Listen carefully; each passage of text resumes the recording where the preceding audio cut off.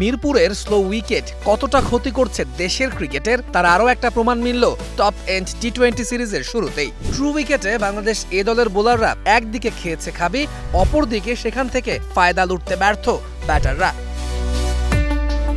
অস্ট্রেলিয়ায় বাংলাদেশ এ দলের বিপক্ষে টস জিতে ব্যাট করতে নেমে পাকিস্তান শাহিনসের ব্যাটাররা রীতিমতো রান উৎসব করেছে।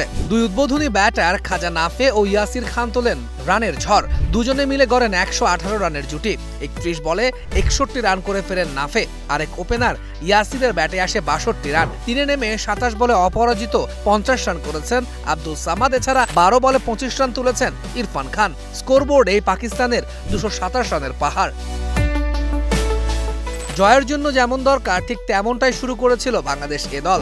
নাইম শেখ দ্রুত ফিরলেও জিসান আলম আর সাইফ হাসানের রানের ফুলঝুরি। দুজনে মিলে দ্বিতীয় উইকেট জুটিতে যোগ করেন ৮৬ রান। ১৭ বলে ৩৩ রান করে জিসান বিদায় নিলে ভাঙে সেই জুটি। দারুণ ব্যাটিংয়ে ৫০ তুলে নেন সাইফও। সব মিলিয়ে ৩২ বলে ৫৭ রান করেছেন এই টপ অর্ডার ব্যাটার।